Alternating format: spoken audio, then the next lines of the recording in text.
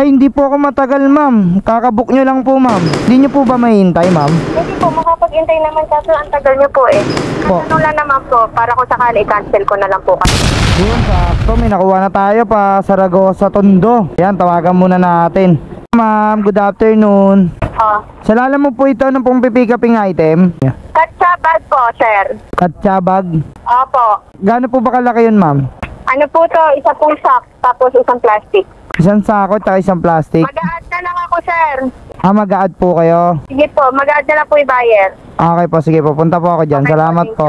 Bye-bye. So ayun mga katulala, bali may nakuha na tayong booking, no? Magmula dito sa Kalumpit, Bulacan, papunta ng Saragosa, Tondo. So ayan, 289 yung shipping fee nila. Pero sabi, isang sako daw yun, tapos isang plastic, mag-a-add daw sila, ma'am, no? Siyempre, check muna natin kung kaya ba talaga sa motor. Baka mamaya, yung sako nila sobrang laki, no? Pero puntahan na rin natin mga katulala. Let's go.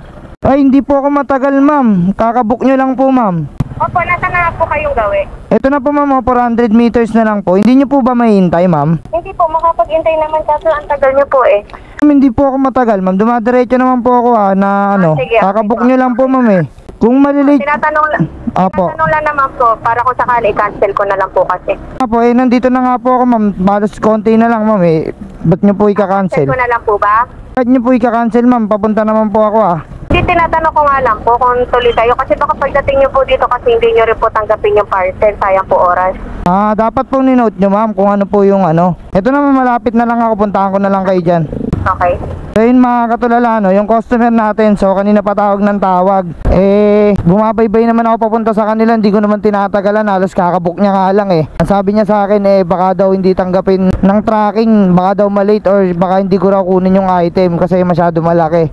Bali, tingnan na natin, puntahan natin mga katulala. So yun mga katulala, bali nandito na ako, hindi ko na makontak yung customer, tapos ayun sabi niya, asan na po kayo, tagal nyo po, cancel ko na lang po. Sabi ko dito na nga, ba't nyo po ika-cancel, nandito na ako. So yun, masyado tayong nirarush ng customer mga katulala, Actually kakabook niya lang wala pang 5 km, tsaka bumaybay naman kagad ako, Di naman ako basta-basta humihinto kung saan. So ayan, bali, try ulit natin kontakin. Apo, sir, dito kami sa pangalawang bahay para matingnan nyo po yung parcel. Saan po ba kayo dito, ma'am? Yung sa may pababa po. Saan po pababa? Yung sa may gilid po may palusong. Sige po, puntahan ko po kayo. Dito pala. Saan po ba, ma'am? Ayan po, dalawa.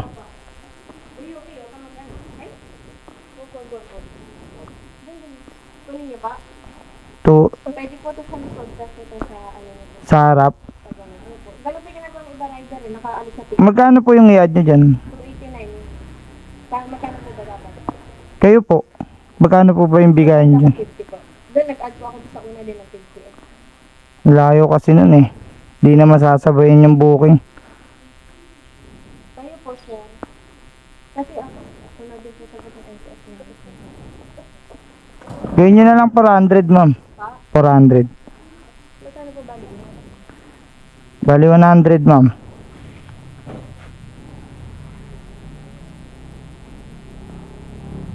Bali pwede po 380.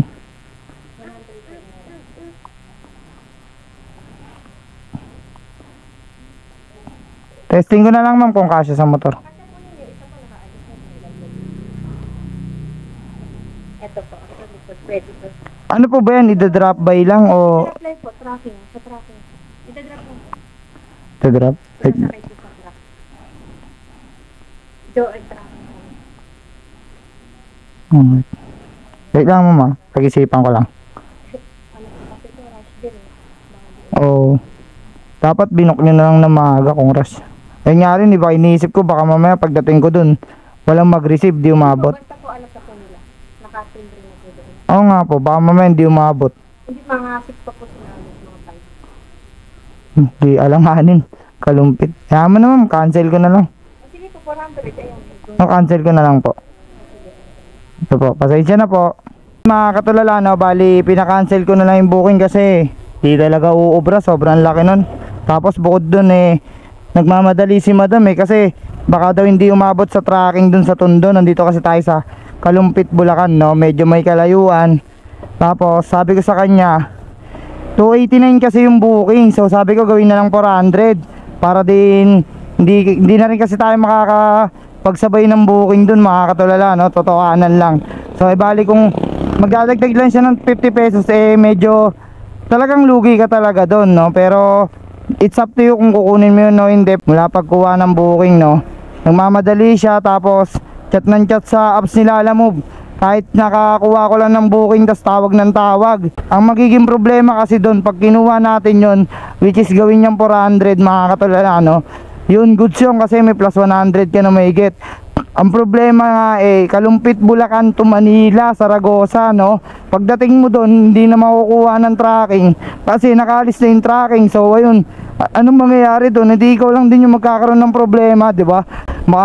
Ipabalik pa sa'yo dito sa may Kalumpit, Bulacan. So ayan, bali, pag mga ganyang alanganin mga katulala, wag nyo na lang kukunin yung booking, no? Kasi mahirap na, kayo lang din yung maaabala. Bukod sa alanganin na ang hirap din na mamadaliin ka kasi delivery rider ka, dapat hindi ka minamadali sa pagmamaneho. Alam nyo naman yung risk sa kalsada. So ayan, bali, okay lang nga kahit na-cancel booking.